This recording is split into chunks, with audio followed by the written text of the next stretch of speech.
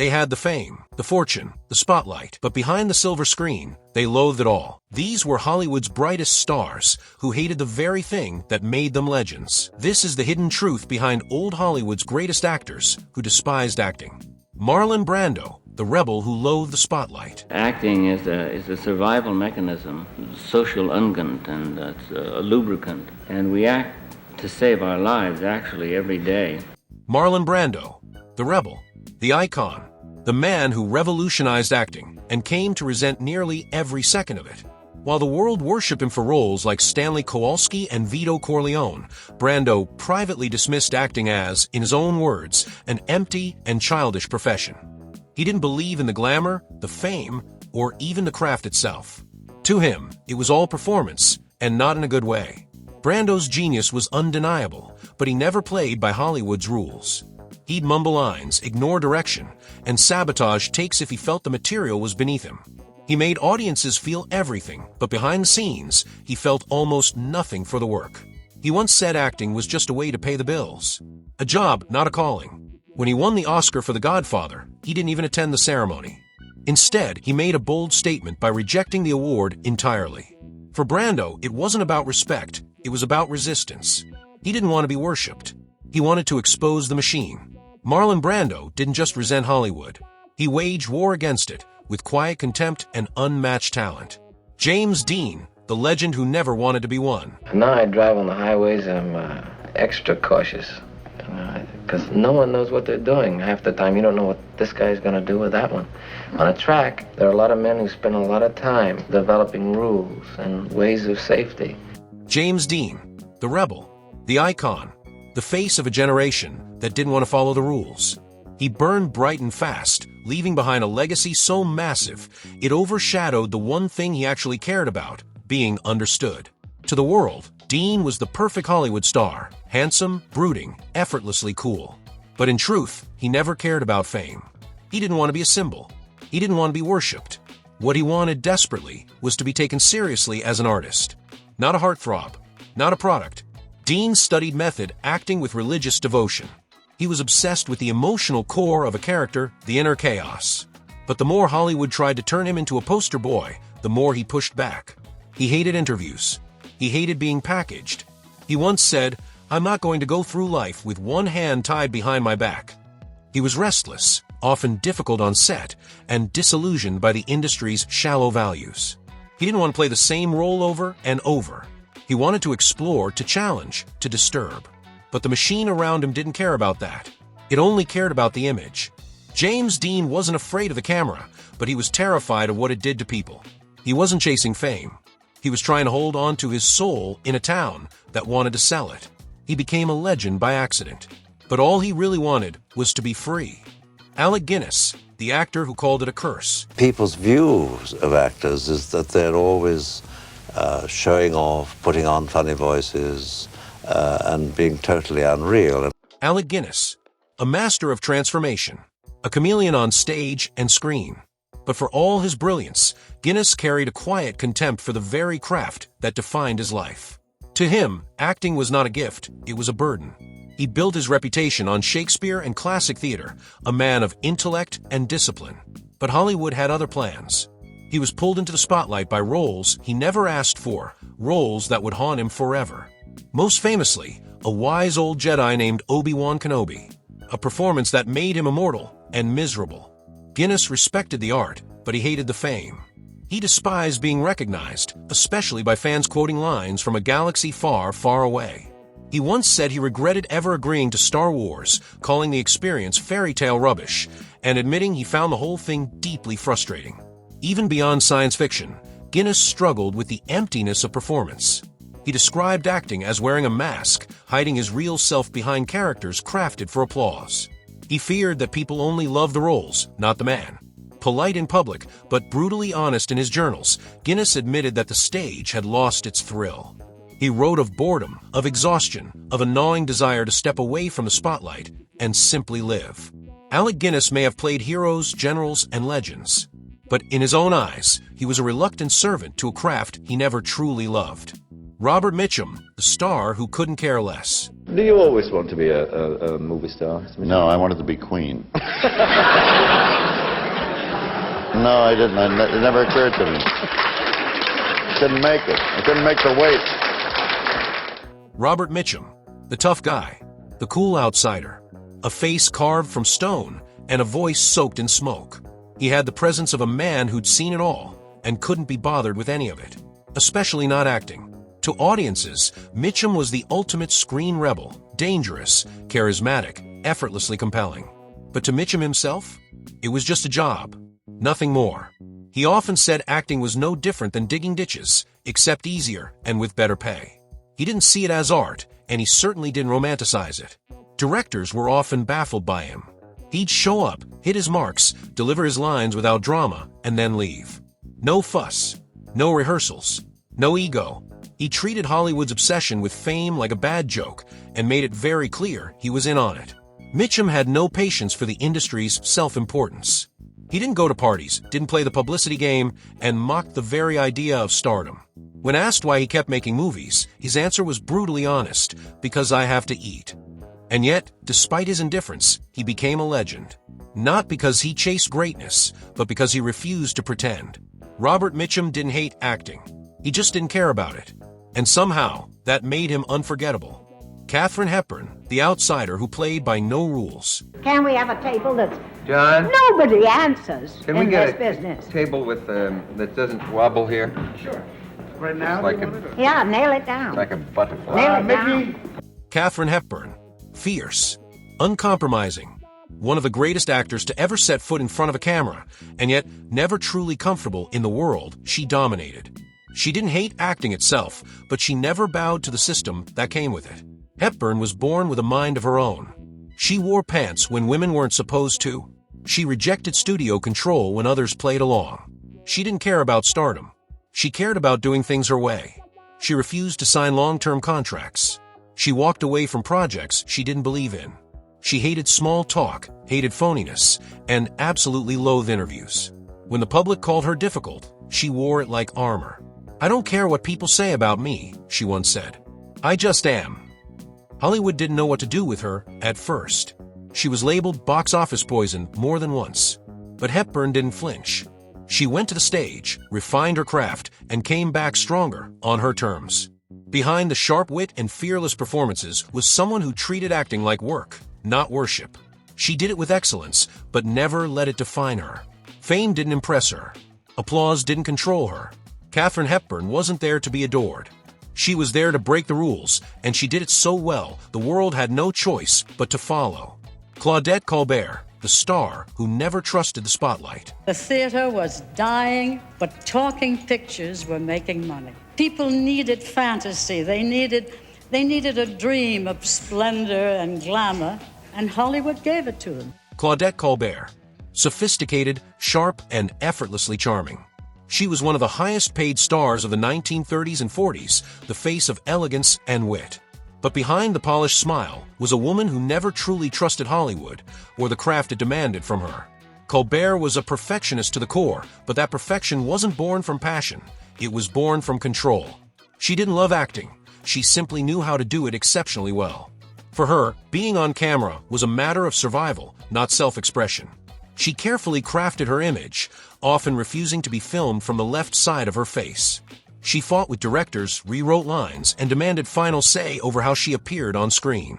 Not because she was vain, but because she never felt safe letting her guard down. The whole business, she believed, was built on illusion.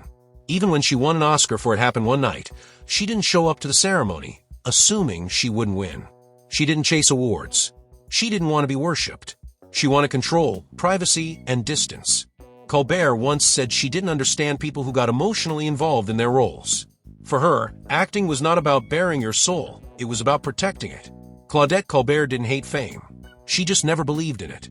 In a world full of lights and lenses, she played the game, but never let it play her. Richard Burton, the Shakespearean who couldn't stand the spotlight. So it's a continual fight. Every day it's a fight. When you get through the day and you finally put your head on the pillow and you sleep, you say, "I've beaten that boxer." Richard Burton, the voice of thunder, the soul of a poet, a man born for the stage, but suffocated by the screen. He was one of the most celebrated actors of his time, yet behind every towering performance was a deep, bitter disdain for the world he inhabited. Burton came from the theater, where language mattered and craft was sacred. But in Hollywood, he found something else entirely, a circus of egos, contracts, and empty praise. He took the roles. He made the money. But he never pretended to love the life. He called acting the art of lying, and he said it with disgust. The fame, the press, the constant attention, it all felt like a betrayal of the art he once believed in. Even as he stood next to Elizabeth Taylor, wrapped in diamonds and scandal, Burton couldn't hide his contempt for the business that made him rich. He was known for his intensity, his drinking, his brilliance, but also for his restlessness. He took roles he didn't care about. He mocked the very films he starred in. He often spoke as if he were watching his career from the outside, unimpressed by what he saw. To audiences, he was electric. But to himself, he was just a man performing in a world that had long stopped meaning anything. Richard Burton didn't hate acting because he failed at it. He hated it because he knew he was great, and still it left him hollow. Ingrid Bergman, the exile who outgrew the illusion. You can't get away from your own age. And especially in a picture, you might be able to cheat a couple of years if God has been good to you. But otherwise, I think you better stay. Ingrid Bergman, graceful, luminous, unforgettable.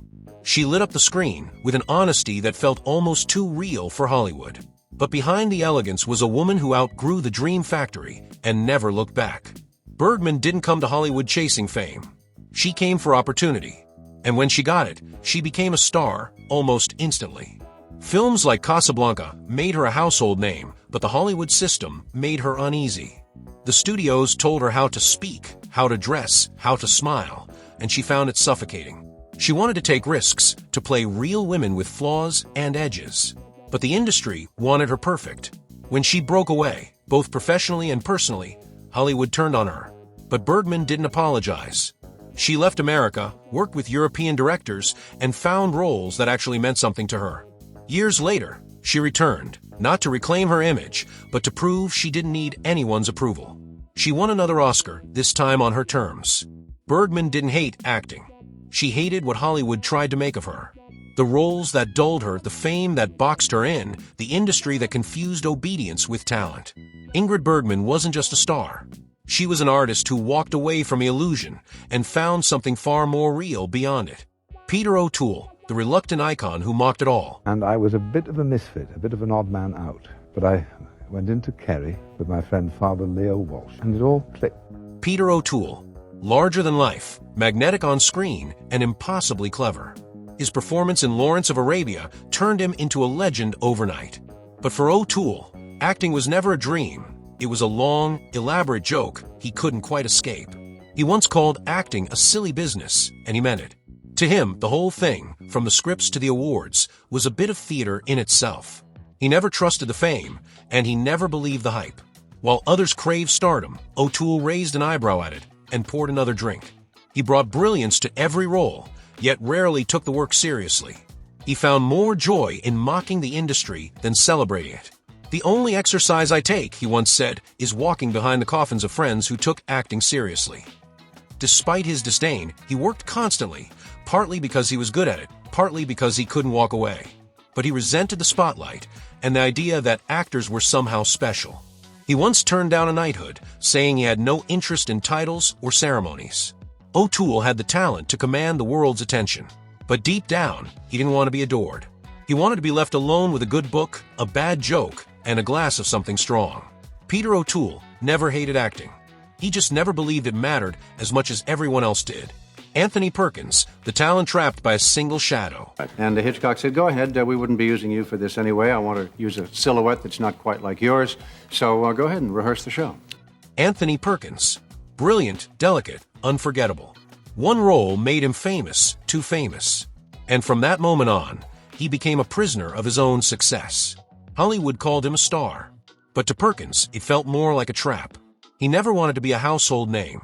He wanted to be a character actor, a craftsman, someone who slipped in and out of roles without leaving a trace. But Psycho changed everything. Norman Bates wasn't just a character. It became a shadow he could never escape. Perkins was soft-spoken, thoughtful, and intensely private. He hated interviews, avoided the spotlight, and rarely spoke about his work. He once said, "I was never comfortable being an actor. I never felt in control." Hollywood, with its bright lights and rigid labels, made that discomfort worse. He was constantly offered the same types of roles, nervous, unstable, isolated. It wore him down. He wanted to explore, to grow, but the industry only saw him one way.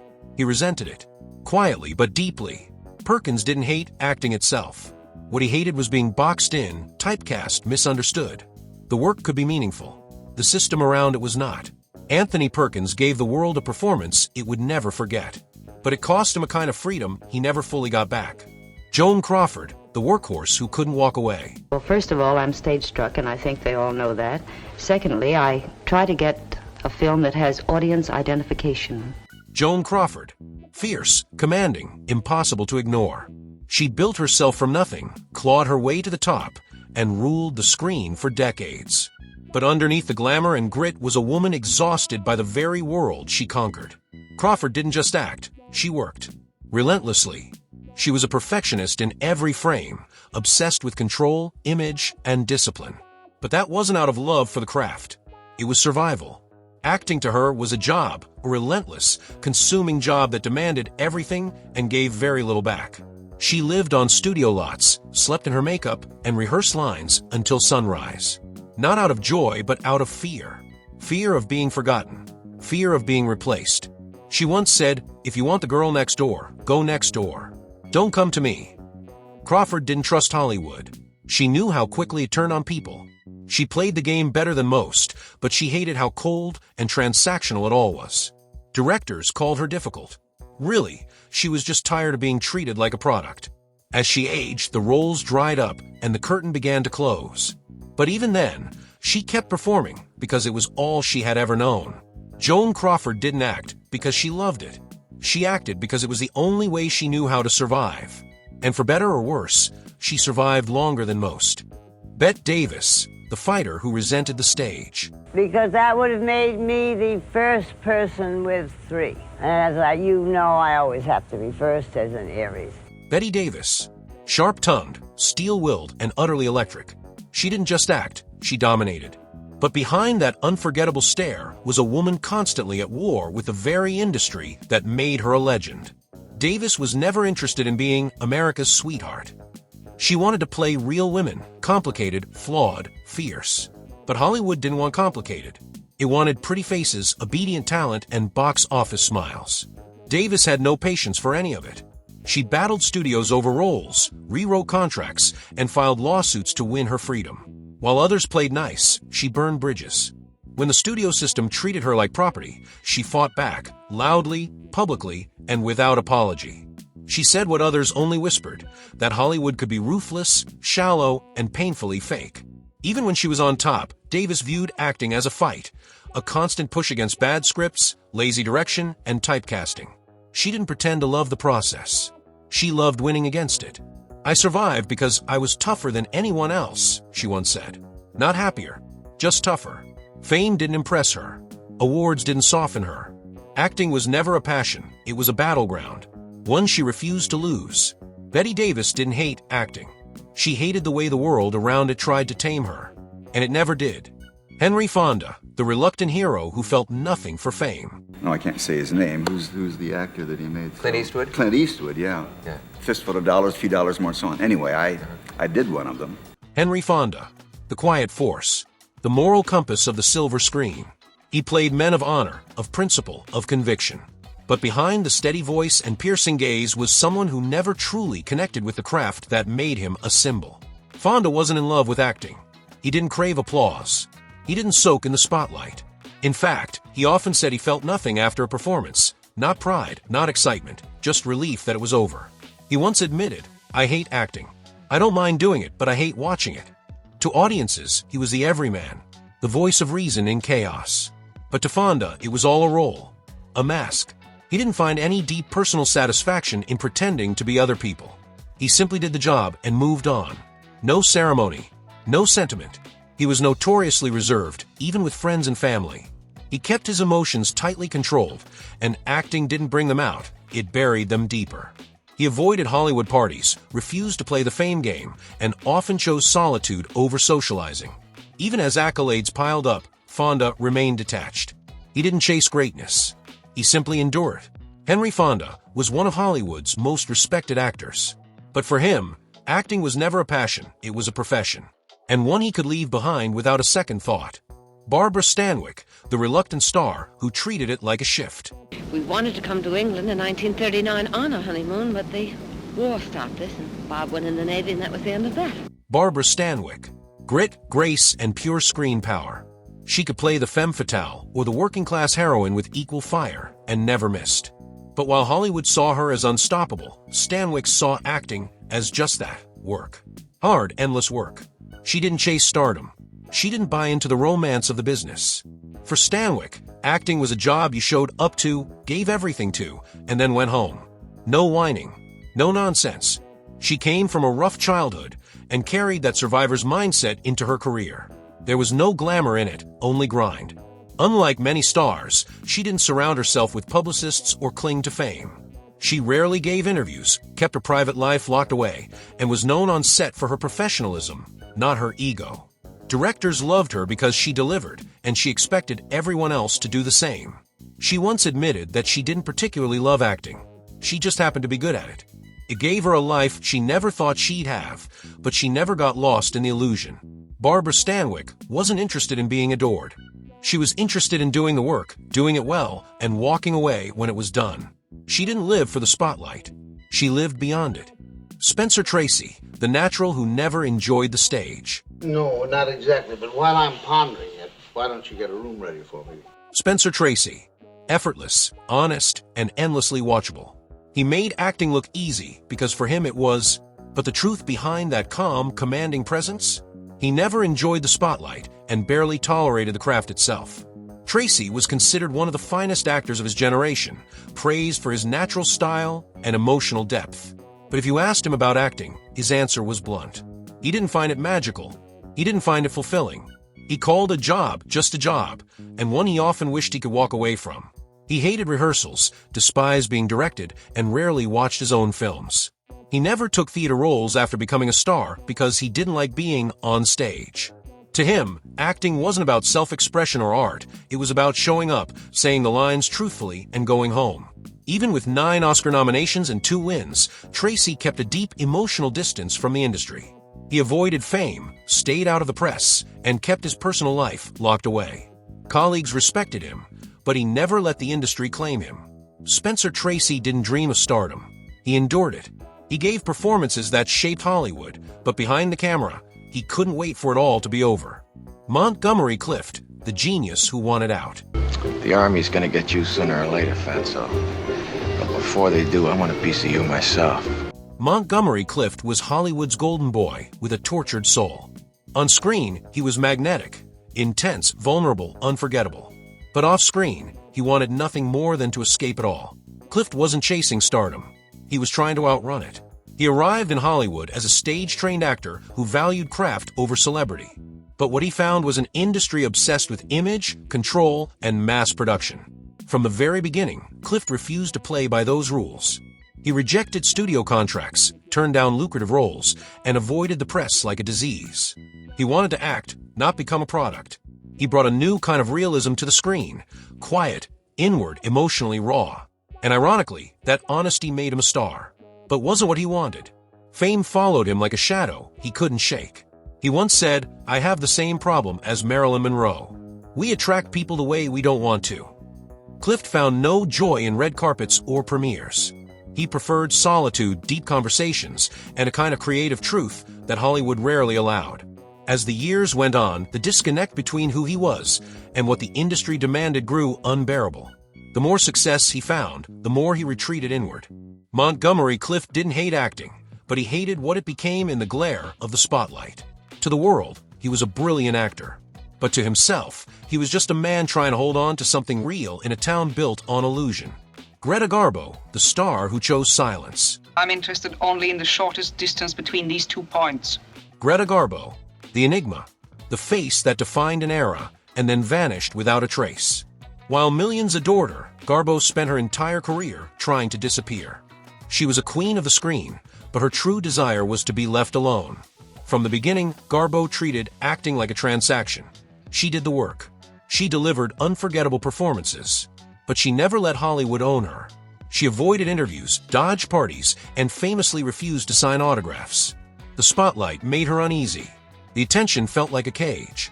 Her performances were haunting, mysterious, full of unspoken emotion. And that's because Garbo brought her real self into every role, guarded, isolated, deeply private. She wasn't performing for applause. She was surviving within a world that never felt safe. She famously walked away from Hollywood at the height of her fame, retiring in her mid-30s. No farewell tour. No press conference. She vanished like a shadow into the streets of New York City, where she lived for decades in near-total anonymity. Garbo didn't hate the craft, but she hated the circus that came with it. The endless scrutiny. The manufactured glamour. The way fame stripped you of your humanity. She once said, "I never said, I want to be alone. I only said, I want to be let alone." And she meant it. Greta Garbo wasn't just a star. She was a woman who walked away from immortality because peace meant more than legacy. Frederick March, the leading man who saw through the illusion. Frederick March. Refined, versatile, endlessly respected. He moved between stage and screen with ease, collecting Oscars and accolades along the way. But beneath the charm and poise was a man who never fully trusted the world he worked in. March was a craftsman, not a celebrity. He valued precision, discipline, and depth in his roles, but never lost sight of the fact that Hollywood was, at its core, an illusion. He once described the industry as a fantasy factory, and not in a flattering way. He was skeptical of fame, uncomfortable with attention, and often critical of how superficial the business could be. While others chased the spotlight, March kept a wary distance. He believed that too many actors were treated like products, not people. And he had no interest in playing that game. He chose roles carefully, often returning to the stage between films. There he felt more in control, more respected, less part of the machine. When he did act in movies, he approached it with seriousness, but without sentimentality. Acting wasn't sacred to him, it was just what he did well. March didn't resent the work, but he resented what the work turned people into. The egos, the hype, the way fame replaced talent in too many rooms. Frederick March wasn't looking to be idolized. He was just trying to do the work, then disappear. And in a town built on noise, his quiet refusal to be dazzled made him stand out even more. Olivia de Havilland, the fighter who refused to be owned. Olivia de Havilland. Graceful, eloquent, the very image of classic Hollywood. But behind that refined exterior was one of the fiercest rebels the industry ever faced. She wasn't just an actress. She was a warrior against the system. De Havilland rose to fame in the golden age of the studio era, where contracts were ironclad and actors were treated like property. But she refused to be anyone's puppet. When Warner Brothers tried to extend her contract without her consent, she sued them and won. It was a historic case that changed the rights of actors forever. That battle wasn't about ego. It was about dignity. She believed that even in an industry built on illusion, people deserve control over their own lives. And for standing up, she was blacklisted, frozen out, and nearly erased. But Olivia didn't flinch. She left the U.S., found new roles in Europe, and rebuilt her career on her terms. The irony: some of her finest performances came after Hollywood tried to bury her. She once said she didn't hate acting, but she hated the powerlessness that often came with it. She wasn't in love with the fame. She didn't need the spotlight. She needed her freedom. Olivia de Havilland didn't just survive Hollywood, she defied it. And in doing so became more than a star. She became a symbol of what it meant to say no. George Sanders, the voice of sophistication who grew tired of pretending. George Sanders. Smooth, sardonic, always one step ahead. He played the refined villain better than anyone, cold, clever, and charming. But behind that velvet voice and aristocratic glare was a man who felt increasingly bored by the entire game. Sanders didn't come to Hollywood for passion. He came for the paycheck, and he never pretended otherwise. Acting for him wasn't a calling. It was a performance in every sense, and one he found more exhausting than fulfilling. He once described himself as a professional cad, both on screen and off, but it wasn't pride, it was resignation. The roles were repetitive, the scripts uninspiring, the industry artificial. He saw the machine for what it was: predictable, hollow, and built on surface over substance. Sanders had no patience for small talk, no love for fame, and little regard for the illusion of Hollywood glamour. He did his job with skill and wit, then walked away from the set without a second thought. He was known for saying that acting was not a difficult profession, unless you care about it. And the truth was he didn't, not deeply. The more success he found, the more disillusioned he became. He once joked that he was tired of pretending to be other people when he wasn't even sure he liked being himself. George Sanders wasn't bitter. He was bored. And in the end, it wasn't the spotlight he hated, it was how little it meant. Gloria Swanson, the silent star who outgrew the noise. Gloria Swanson, the face of silent film glamour, a living symbol of Hollywood's earliest golden age. But when the talking pictures came and the spotlight shifted, Swanson stepped back, not because she had to, but because she wanted to. She was one of the first true movie stars, adored, imitated, and pursued by the public. Yet even at the height of her fame, Swanson viewed the film industry with a raised eyebrow. To her, acting was often more about costume changes and camera angles than real emotion. The business side bored her. The fame, she once said, was just noise. Swanson was never afraid to walk away.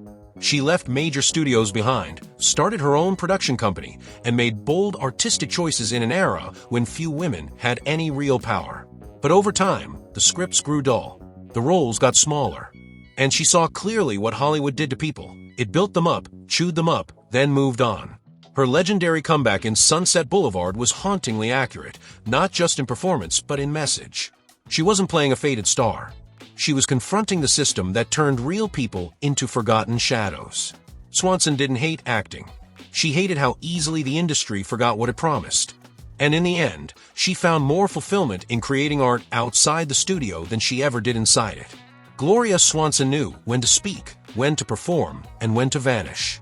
And when she left the stage, she did it with her eyes wide open. They were legends, icons carved into film history. But behind the fame, the talent, and the flawless performances were people, flawed, frustrated, and often deeply disillusioned with the very thing that made them immortal. Old Hollywood sold dreams. These actors lived through the reality. If you enjoyed exploring the untold truths behind the silver screen, make sure to subscribe for more stories that look beyond the spotlight and into the people who stood in it. Because sometimes the most powerful performances happen off camera.